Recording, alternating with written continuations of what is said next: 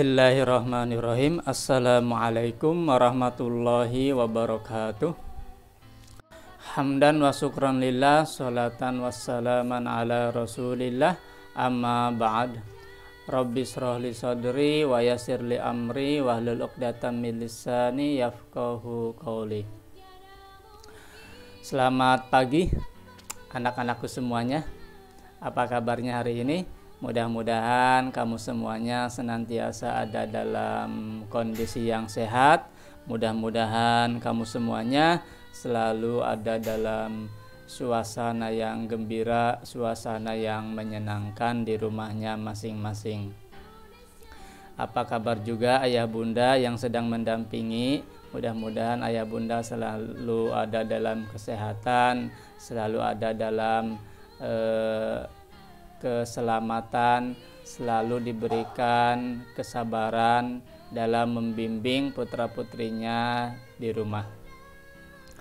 Bertemu kembali dalam program Belajar dari Rumah, sebuah video pembelajaran suplemen yang dibuat dalam rangka mendukung pembelajaran jarak jauh bagi putra-putri kita semua.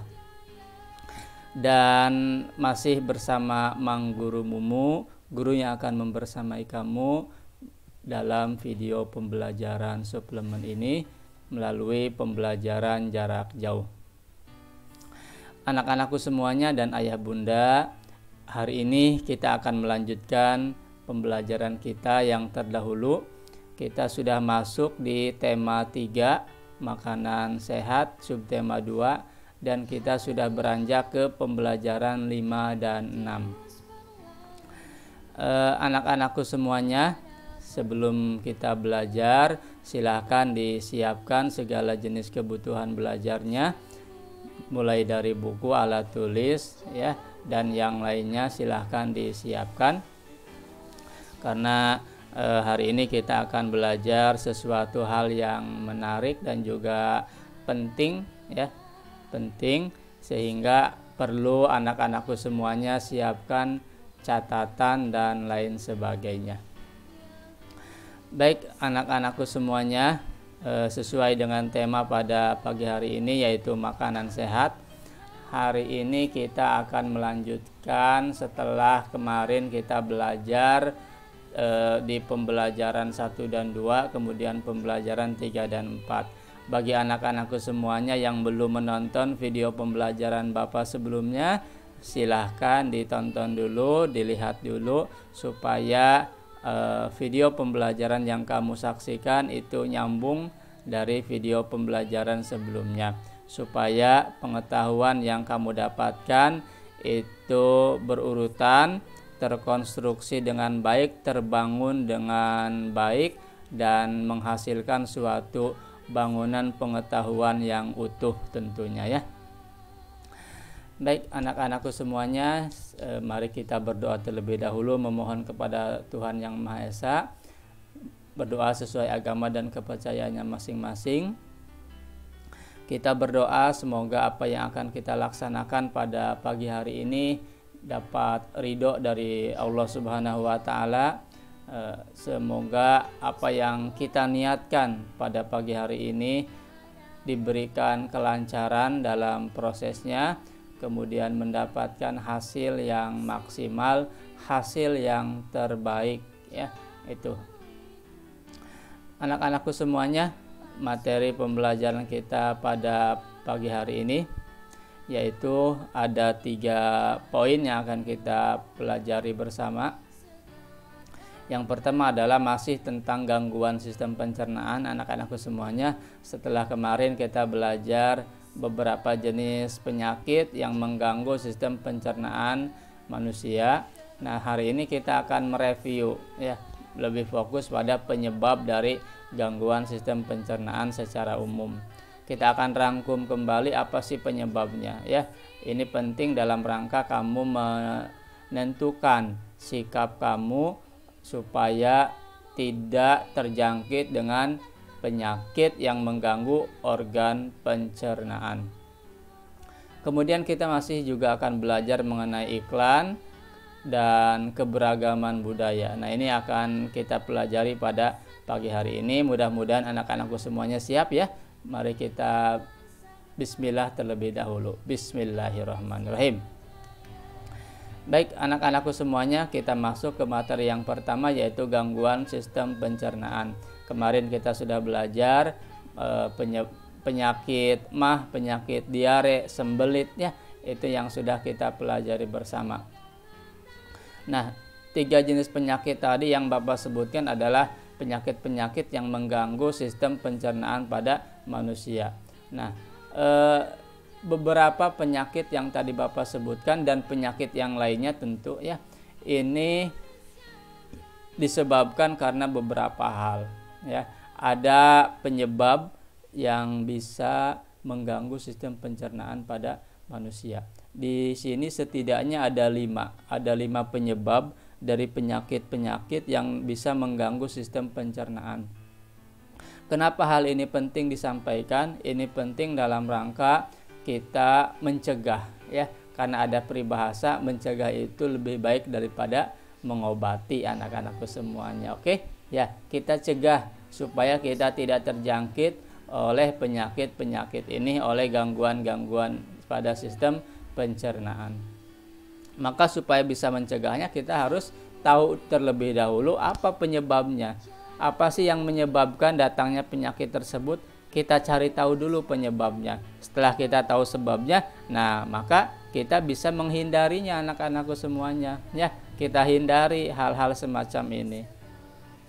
Apa saja Pak penyebabnya? Nah, gangguan sistem pencernaan ini disebabkan kebanyakan ya. Kebanyakan ini Bapak bicara secara umum saja ya. Bapak rangkum semua jenis penyakit. Nah, yang pertama itu karena pola hidup dan lingkungan yang kotor anak-anakku semuanya ya.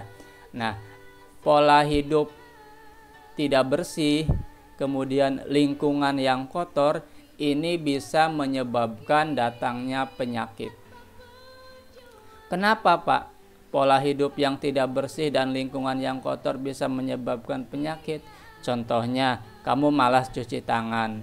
Tangan kamu menjadi sarang penyakit. Ketika kamu makan, penyakit masuk ke dalam tubuh kamu ya, merusak organ pencernaan kamu di dalam perut. Nah, ini menjadi sumber dari penyakit.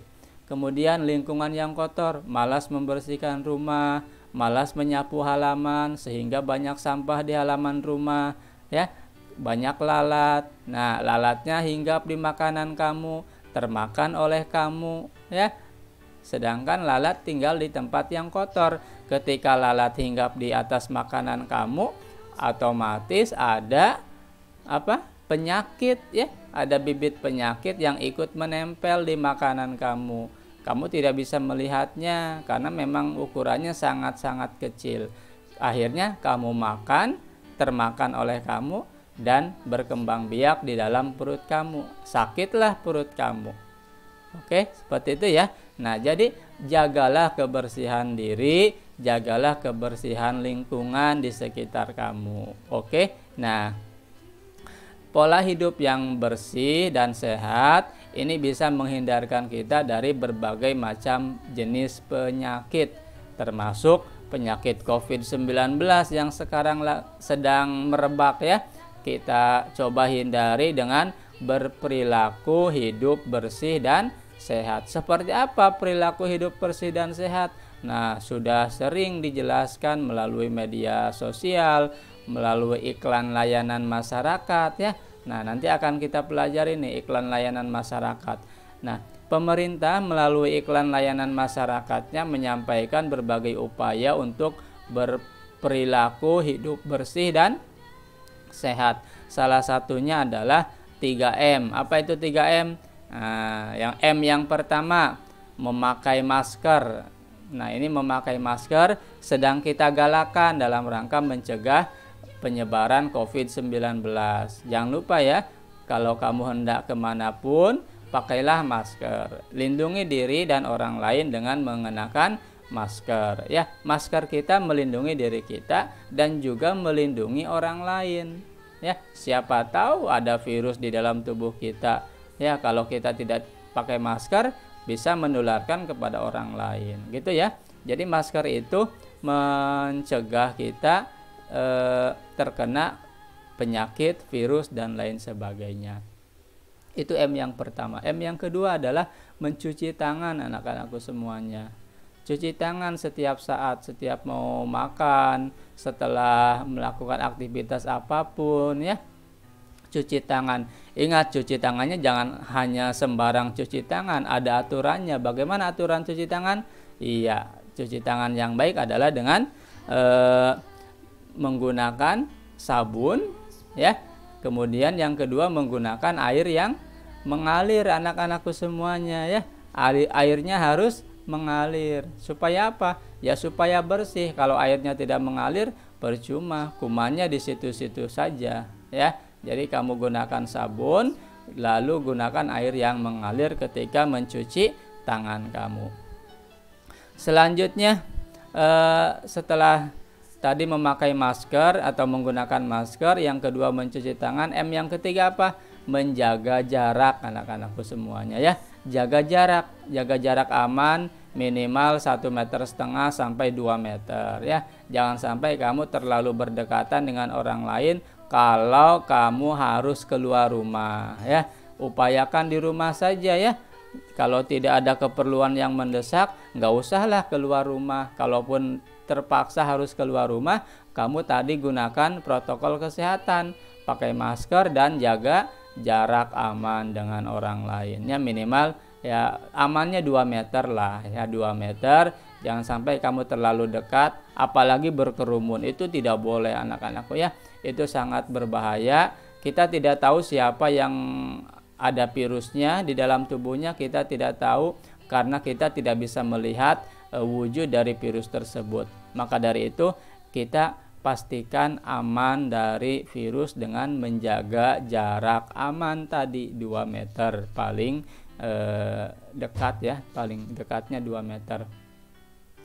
Itu ya anak-anakku semuanya, dengan pola hidup bersih dan sehat kita akan bisa menghindarkan diri dari penyakit, terutama penyakit organ pencernaan dan penyakit-penyakit yang lainnya ya. Lingkungan juga sama, bersihkan lingkungan, jaga kebersihan lingkungan, solokannya jangan sampai mampet, jangan sampai kotor dan menimbulkan bau yang tidak sedap. Ini sangat tidak baik bagi kesehatan.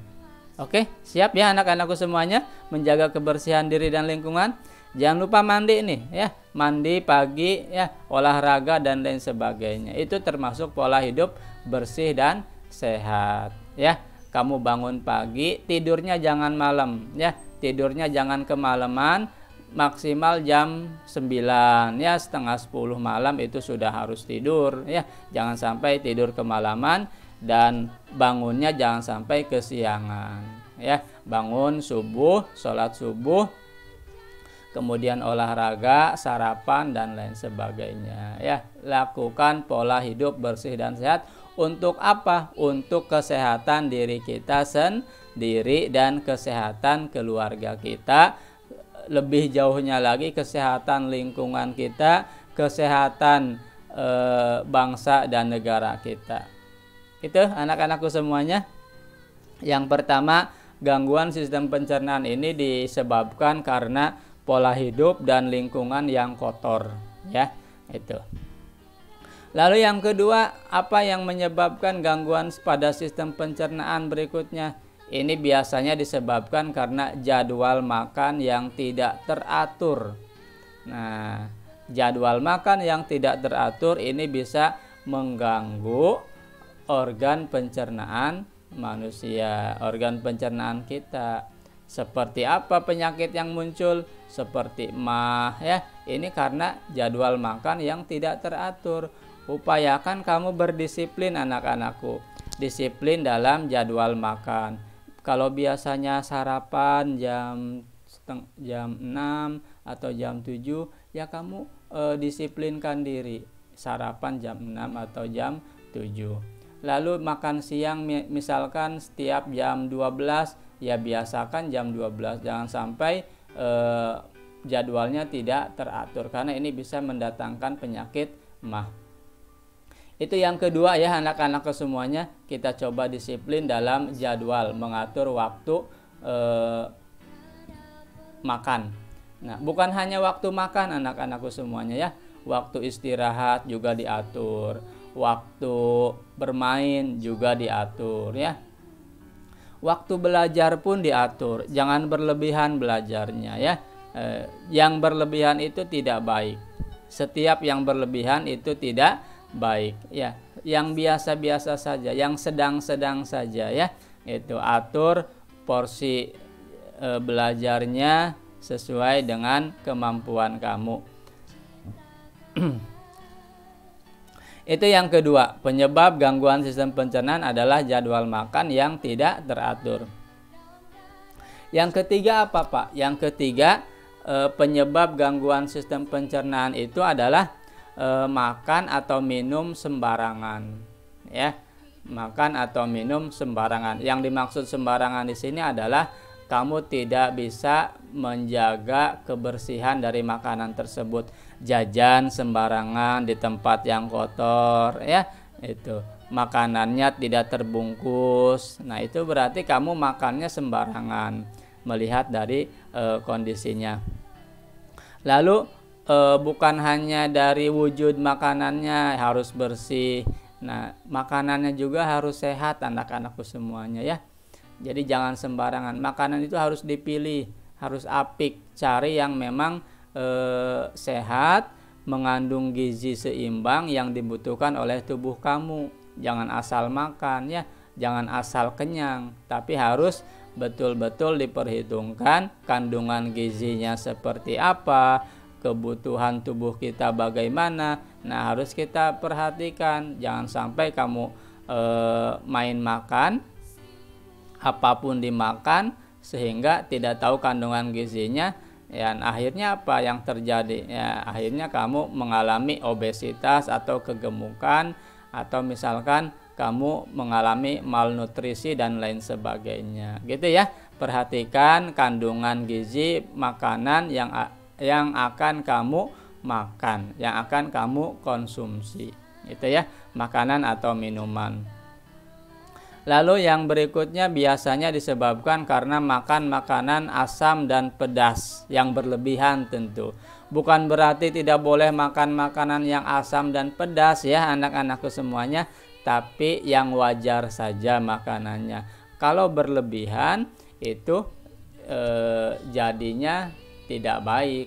Ingat tadi kata Bapak, yang berlebihan itu tidak baik. Setiap yang berlebihan itu pasti tidak baik ya, gitu. Yang terakhir apa? Yang terakhir adalah kurang mengkonsumsi makanan berserat. Nah, tadi kamu harus memperhatikan kandungan gizinya ya. Makanan apa yang bagus untuk tubuh kamu? Makanan yang bagus untuk tubuh kita adalah makanan berupa buah-buahan, sayur-sayuran. Nah, itu bagus ya. Jangan keseringan makan mie ya. Itu nasi jangan berlebihan ya. Nasi jangan sampai terlalu banyak makan nasi. Perbanyaklah sayuran anak-anakku semuanya ya. Sayuran itu bagus buat tubuh kamu. Kemudian buah-buahan juga bagus untuk kesehatan tubuh kita semua ya. Yang tidak suka sayuran mulai sekarang silakan dicoba ya, dicoba sedikit demi sedikit. Insya Allah kalau kita sudah sering berlatih sedikit demi sedikit pasti akan terbiasa dan akhirnya suka juga ya. Itu ingat, sayuran dan buah-buahan ya harus kamu konsumsi yang banyak ya, tapi jangan berlebihan juga gitu ya. Ingat, setiap yang berlebihan itu tidak baik, yang sedang-sedang saja ya gitu. Oke anak-anakku semuanya ya, seperti itu gangguan-gangguan yang ada pada sistem pencernaan kita itu disebabkan karena beberapa hal. Salah satunya tadi ya, ada 5 penyebab yang bisa menyebabkan gangguan sistem pencernaan. Nah, setelah tahu penyebabnya, kita hindari penyebab-penyebab ini dan kita lakukan kebalikannya ya. Itu. Baik anak-anakku semuanya, setelah kita tahu penyebab gangguan sistem pencernaan, kita akan coba lanjut ke materi berikutnya. Tadi disinggung bahwa pola hidup kita harus sehat. Nah, pemerintah sudah menganjurkan pola hidup sehat dengan melalui iklan layanan masyarakat. Nah, sebenarnya ada berapa sih jenis iklan? Kok ada jenis iklan layanan masyarakat? Nah, ternyata jenis iklan itu kalau dibedakan berdasarkan isinya ini terbagi 3 anak-anakku semuanya ya. Ada iklan yang bersifat pengumuman, sifatnya sebagai pengumuman, pemberitahuan saja. Ada iklan yang bersifat penawaran atau iklan niaga, iklan perdagangan. Yang sering kamu lihat itu kebanyakan iklan penawaran, iklan niaga.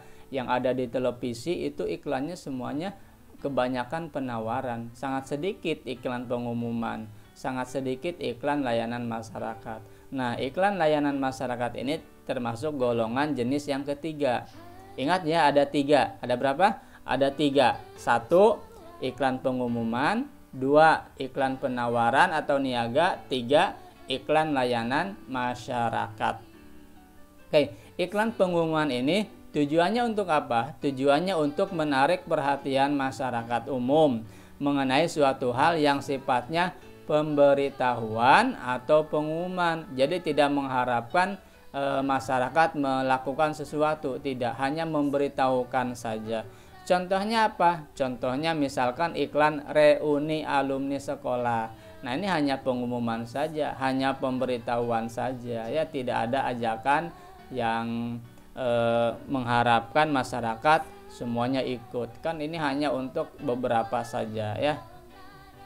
Itu contohnya. Paham ya anak-anakku semuanya? Namanya apa? Iklan pemberitahuan atau iklan pengumuman. Yang kedua, iklan niaga atau iklan penawaran. Ini tujuannya untuk menawarkan suatu barang atau jasa anak-anakku.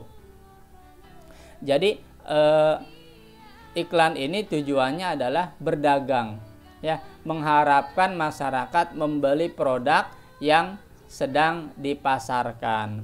Contohnya iklan suatu produk kebutuhan rumah tangga atau jasa ojek online ya. Jadi bisa berupa barang yang ditawarkan, bisa berupa jasa. Kita sudah belajar apa perbedaannya barang dan jasa ya. Nah, itu. Jadi iklan penawaran ini lebih ke dagang ya, untuk usaha dagang, mempromosikan barang dagangan kita. Contohnya banyaklah di televisi yang sering kamu lihat ya, banyak sekali jenis-jenis iklan niaga ini. Kemudian yang ketiga adalah iklan layanan masyarakat. Nah, iklan layanan masyarakat ini tujuannya adalah memberikan penerangan, memberikan pencerahan kepada siapa? Kepada masyarakat tentang sesuatu hal. Contohnya apa? Nah, contohnya tadi yang berkaitan dengan protokol kesehatan, COVID-19. Nah, itu contoh iklan-iklan layanan masyarakat.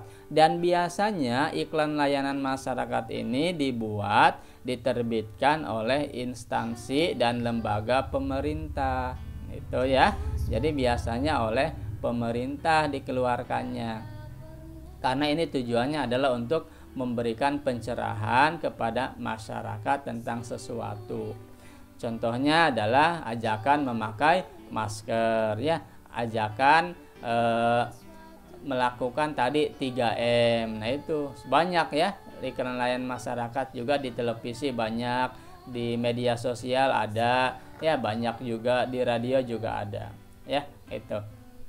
Oke ya anak-anakku semuanya. Jadi jenis iklan jika dibedakan berdasarkan isinya ini ada 3 jenis. Yang pertama iklan pengumuman, yang kedua iklan penawaran, yang ketiga iklan layanan masyarakat. Kalau merasa penting silahkan dicatat supaya tidak lupa ya. Sebelumnya kita kan sudah belajar jenis-jenis iklan berdasarkan apa? Berdasarkan medianya ya. Nah, sekarang jenis iklan berdasarkan isinya. Kamu juga sudah belajar tuh kalimat-kalimat iklan, ciri-cirinya, bagaimana bahasa yang digunakannya. Nah, kamu harus ingat ya, Bapak ingatkan kembali, dan Bapak harapkan kamu bisa buka kembali buku catatannya atau tonton kembali video pembelajarannya supaya kamu tidak lupa, supaya kamu selalu ingat dengan materi pembelajaran yang sudah kita pelajari bersama. Nah, setelah kita tahu berbagai macam jenis iklan berdasarkan isinya, kita akan langsung melanjutkan ke materi yang ketiga, anak-anakku. Materi yang ketiga ini adalah tentang keragaman. Sebelumnya kita sudah belajar bagaimana jenis-jenis keragaman yang ada di Indonesia. Kita tahu bahwa Indonesia ini adalah negara yang multikultural. Ya, multikultural itu apa, Pak? Banyak budayanya, ya, banyak kulturnya, beraneka ragam, sehingga kita punya semboyan Bhinneka Tunggal Ika. Ya, itu. Nah, kita akan belajar manfaat keberagaman. Dari yang kita miliki selama ini di Indonesia yang terkenal dengan keberagamannya, ada banyak manfaat yang bisa kita petik dari keberagaman suku bangsa di Indonesia. Jadi keberagaman ini jangan kita jadikan sebagai pemecah belah, anak-anakku, ya. Jadikan keberagaman yang kita miliki ini sebagai pemersatu, ya, karena banyak manfaatnya. Apa saja manfaatnya? Manfaat yang bisa kita ambil, yang bisa kita rasakan adalah, pertama, keberagaman yang kita miliki itu dapat menumbuhkan sikap nasionalisme. Ya, itu kenapa? Karena ketika kita memandang bahwa keanekaragaman budaya adalah suatu kekayaan, maka dengan sendirinya kita akan berusaha menjaga kekayaan kita ini supaya tidak hilang, supaya tidak terampas oleh orang lain. Nah, sikap nasionalisme ini bisa tumbuh kalau kita memandang bahwa keberagaman ini adalah suatu kekayaan. Maka lihatlah keberagaman ini sebagai satu kekayaan, suatu potensi yang harus kita pelihara, yang harus kita jaga, jangan sampai hilang, jangan sampai menjadi sumber perpecahan. Ya, jadi lihat keberagaman ini sebagai suatu kekayaan. Semakin banyak yang kita miliki, maka semakin kayalah kita. Itu ya, anak-anakku semuanya. Kekayaan di sini dalam hal budaya. Paham ya, anak-anakku semuanya? Semakin banyak budaya yang kita miliki berarti bangsa kita semakin kaya. Ya, jangan sampai kekayaan ini diambil oleh orang lain. Maka mari kita tumbuhkan sikap nasionalisme. Gitu ya, anak-anakku semuanya. Itu yang pertama. Apa sih, Pak, nasionalisme itu? Nasionalisme itu bisa diartikan cinta tanah air, ya. Suatu sikap yang mementingkan bangsa, kepentingan bangsa daripada kepentingan pribadi dan golongan. Itu namanya nasionalisme, ya. Lalu yang kedua adalah manfaatnya kita bisa menjadikan keberagaman ini sebagai identitas bangsa di mata internasional. Nah, kita sudah terkenal nih di dunia internasional. Kenapa kita terkenal? Karena kita memiliki keragaman budaya, keragaman adat istiadat, sehingga orang lain mengenal kita bangsa yang beraneka ragam. Itu. Nah, keberagaman budaya Indonesia ini membuat Indonesia memiliki banyak sekali artefak budaya yang bisa mengenalkan negara kita kepada dunia internasional. Banyak yang meneliti ke Indonesia, datang ke Indonesia meneliti kebudayaan-kebudayaan, meneliti peninggalan-peninggalan sejarah, sehingga kita dikenal oleh dunia internasional. Itu ya, jadikan itu sebagai potensi. Lalu manfaat berikutnya adalah keberagaman ini menjadi alat pemersatu bangsa. Nah, kenapa bisa disebut sebagai alat pemersatu bangsa? Nah, kita punya semboyan Bhinneka Tunggal Ika. Artinya apa sih Bhinneka Tunggal Ika itu? Nah, anak-anakku semuanya bisa mengartikan bahwa Bhinneka Tunggal Ika itu artinya walaupun kita berbeda-beda, tetapi kita tetap satu. Ya, kita satu dalam keberagaman. Ya, kita terikat dalam satu negara kesatuan Republik Indonesia. Ya, itu. Jadi Bhinneka Tunggal Ika, meskipun berbeda-beda, tetapi kita tetap satu. Kita adalah satu dalam keberagaman. Walaupun beragam, kita adalah satu kesatuan. Itu ya anak-anakku semuanya. Lalu yang keempat, manfaatnya adalah sebagai ikon pariwisata. Tadi karena kita sudah terkenal, dikenal orang lain dengan keberagamannya, maka ini menjadi ikon, menjadi ciri khas bangsa kita. Ya, menjadi ciri khas bangsa kita yang bisa mendatangkan para wisatawan baik domestik maupun mancanegara. Itu. Nah, banyak para wisatawan yang tertarik datang ke Indonesia karena melihat keanekaragaman budaya. Mereka untung datang ke Indonesia. Mereka sangat senang berwisata ke Indonesia. Kenapa? Karena ada banyak yang bisa didapatkan, ya. Itu. Paketnya lengkap kalau wisata ke Indonesia itu, ya. Budayanya banyak. Itu yang bisa didapatkan oleh para wisatawan jika berkunjung ke Indonesia. Yang kelima apa manfaatnya? Manfaatnya adalah menambah pendapatan nasional. Nah, ketika banyak wisatawan yang datang, maka mereka akan belanja ya di Indonesia sehingga menambah pendapatan nasional. Para pedagang di kita akan sejahtera, akan laku dagangannya, dibeli oleh para wisatawan ya. Kemudian yang ekspor juga kita akan meningkat. Nah, pendapatan bangsa, pendapatan nasional negara kita ini otomatis akan meningkat pada aspek pariwisata. Lalu yang berikutnya manfaatnya apa lagi, Pak? Manfaat yang berikutnya adalah memupuk sikap toleransi, melatih sikap toleransi. Dengan adanya keberagaman, rasa toleransi kita akan terasah anak-anakku semuanya. Kita dilatih setiap hari menghargai, menghormati budaya lain, menghargai agama lain, menghargai adat istiadat orang lain. Nah, itu kita latih setiap hari.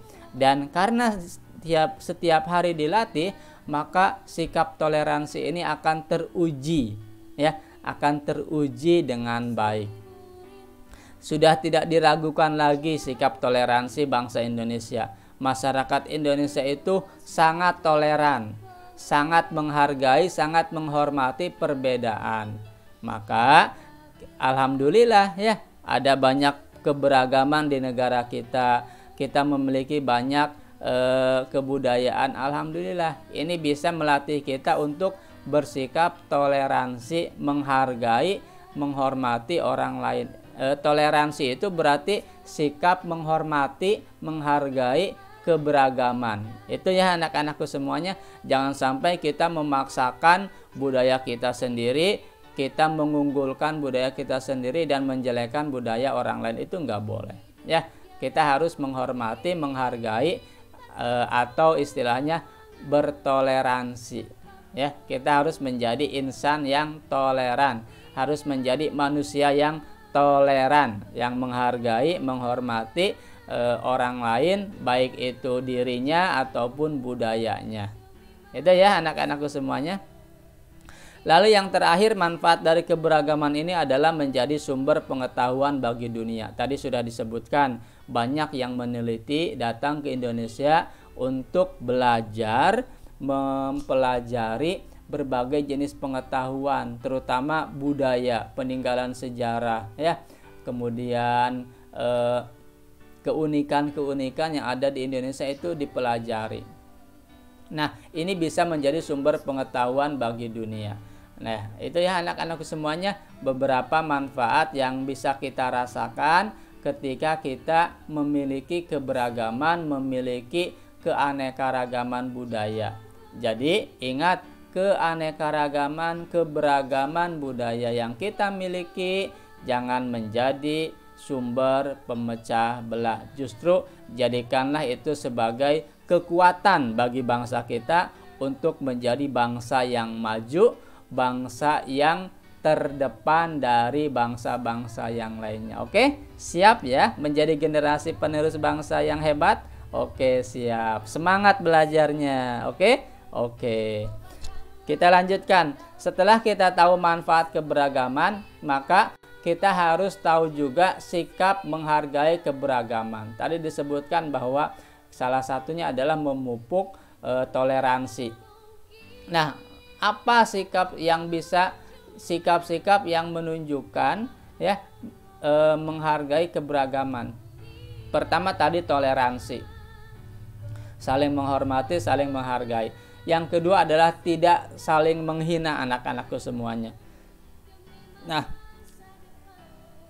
jika kita menghargai orang lain, maka jangan pernah menghina orang lain, apapun kondisinya, ya, apapun bentuknya. Perbedaan itu jangan pernah kita menghina orang lain, menghina budaya orang lain, menghina agama orang lain, menghina adat istiadat orang lain, menghina ras orang lain, menghina warna kulit orang lain. Tidak boleh, ya. Itu bisa menyebabkan permusuhan. Permusuhan bisa mengakibatkan perpecahan, ya. Maka dari itu mari kita jaga keberagaman ini dengan bertoleransi dan tidak saling menghina anak-anakku. Ingat ya, jangan pernah saling menghina. Kita saling menghormati. Yang ketiga apa? Kita harus mempelajari dan menikmati kebudayaan suku lainnya. Nah, jadikan ini sebagai sumber pengetahuan bagi kita. Kita banyak memiliki budaya, maka kita harus bisa belajar, ya, belajar tentang suku budaya orang lain, ya, tentang suku bangsa orang lain, budaya orang lain, adat istiadat orang lain. Silahkan dipelajari supaya pengetahuan kamu banyak. Indonesia ini negara yang kaya, maka harus kita pelajari kekayaan tersebut. Kita harus tahu kekayaan tersebut seperti apa supaya kita bisa melindunginya. Ya, kalau kita tidak tahu apa yang kita miliki, kita tidak mungkin bisa melindunginya, anak-anakku semuanya, ya. Itu. Jadi pastikan kita tahu, kita sadar bahwa kita ini kaya, dan apa sih kekayaan kita? Kita harus tahu, anak-anakku. Kita harus pelajari apa sih kekayaan kita yang kita miliki. Nah, kita harus tahu supaya apa? Supaya kita bisa menjaganya, melindunginya dari rampasan orang lain, ya. Kemarin sempat kan ada beberapa budaya kita, ada beberapa kesenian kita yang diklaim, yang diaku oleh orang lain, padahal itu milik kita. Nah, jangan sampai terjadi lagi, anak-anakku semuanya, ya. Kebudayaan kita jangan sampai diakui oleh pihak lain, itu milik kita. Maka dari itu bagaimana caranya? Ya, kita harus tahu dulu yang mana sih kekayaan kita, ya. Budaya apa sih yang kita miliki? Nah, kita harus ketahui dulu, ya. Supaya apa? Supaya kita bisa menjaganya, supaya kita bisa merawatnya, ya. Jadi kuncinya adalah kamu pelajari dan nikmati kebudayaan suku yang kita miliki, baik itu suku bangsa kita sendiri atau suku bangsa orang lain. Gak apa-apa, pelajari juga bagaimana adat istiadat, kebiasaan dari suku bangsa yang lain. Berikutnya adalah sikap menjadikan keberagaman sebagai sebuah kebanggaan, ya. Ini tadi kalau kita sudah tahu, maka kita pasti bangga. Kita bangga memiliki kekayaan budaya, ya, kekayaan adat istiadat. Ini harus menjadi suatu kebanggaan. Kalau kata bahasa Sunda mah harus kedah jadi kareus. Kareus teh kebanggaan, ya. Bangga itu reus dalam bahasa Sunda mah. Nah, kita harus reus, anak-anakku, ya, harus bangga. Nah, yang terakhir adalah sikap menjaga kerukunan. Nah, ini yang terpenting, jaga kerukunan antar sesama. Walaupun berbeda suku bangsanya, warna kulitnya, bentuk wajahnya, ya, ukuran matanya berbeda, bentuk rambutnya berbeda. Nah, kita harus tetap rukun. Kita harus tetap guyub, kita harus tetap kompak anak-anakku semuanya. Oke? Oke ya, jangan sampai perbedaan ini menjadi sumber perpecahan ya.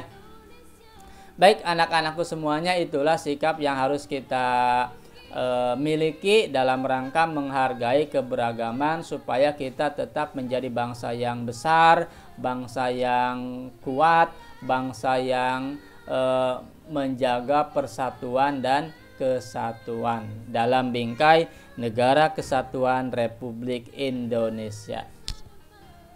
Oke, inilah materi yang sudah kita pelajari pada pagi hari ini. Sudah selesai materinya, sudah 3. Yang pertama tadi tentang penyebab gangguan sistem pencernaan, yang kedua tentang iklan ya, jenis-jenis iklan berdasarkan isinya, yang ketiga tentang keberagaman ya, manfaat keberagaman dan sikap menghargai keberagaman. Nah, setelah kita selesai mengikuti penjelasan, memperhatikan apa yang Bapak sampaikan, ada tugas yang harus kamu lakukan anak-anakku semuanya. Tugas ini dibuat dalam rangka melatih kemampuan kamu. Apa Pak tugasnya? Tugasnya cuma 1 anak-anakku ya. Pembelajaran kali ini Bapak memberikan tugas 1. Setelah kemarin kamu membuat video tutorial cara membuat infus water ya. Nah, hari ini kita akan belajar membuat iklan layanan masyarakat ya.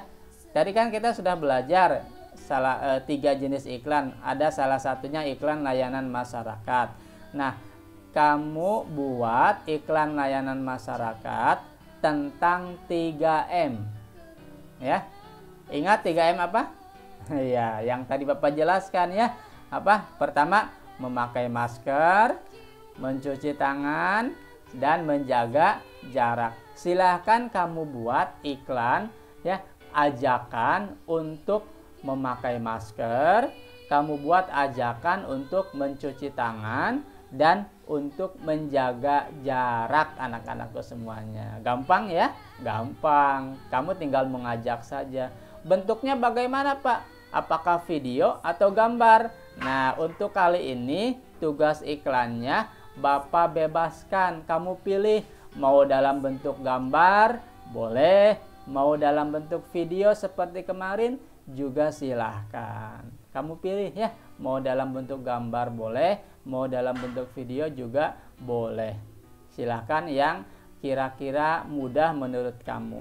Pak, mau gambar saja? Silahkan. Yang penting gambarnya bagus, menarik, dilengkapi ada gambarnya, ada tulisannya, warnanya cerah ya. Lalu nanti hasilnya dipoto kirim ke guru kelasnya masing-masing. Gitu ya. Pak, saya mah mau bikin video saja supaya gampang ya. Mau ngerekam saja pakai HP supaya gampang, itu juga bagus. Silahkan kamu buat video ajakan untuk memakai masker, mencuci tangan, dan menjaga jarak jika kita keluar rumah. Bisa ya? Paham ya tugasnya? Oke, kalau sudah paham, silahkan dilaksanakan. Nanti laporkan ke guru kelasnya masing-masing. Baik, kalau sudah paham, itu saja yang dapat Bapak sampaikan pada pembelajaran kita kali ini. Bapak memohon maaf apabila ada kata-kata yang kurang berkenan. Bapak juga mohon maaf apabila penjelasan Bapak kurang begitu dapat dipahami oleh anak-anakku semuanya. Itu karena kekurangan Bapak mungkin ya. Kalau memang ada yang mudah dipahami, itu semata-mata karena Allah Subhanahu wa Ta'ala menganugerahkan hidayah kepada kamu sehingga bisa mendapatkan ilmu pengetahuan, memahami apa yang Bapak sampaikan dengan baik. Selanjutnya, Bapak juga berterima kasih kepada kamu semuanya yang sudah setia menonton video pembelajaran ini. Kita sudah sampai ke video pembelajaran 38 ya. Alhamdulillah ya, tidak terasa. Dan silahkan jadikan video pembelajaran ini sebagai sumber belajar tambahan ya. Bukan sumber belajar utama, tapi sumber belajar tambahan atau suplemen dalam rangka anak-anakku semuanya membangun, mengkonstruksi pengetahuan yang sudah kamu miliki sebelumnya.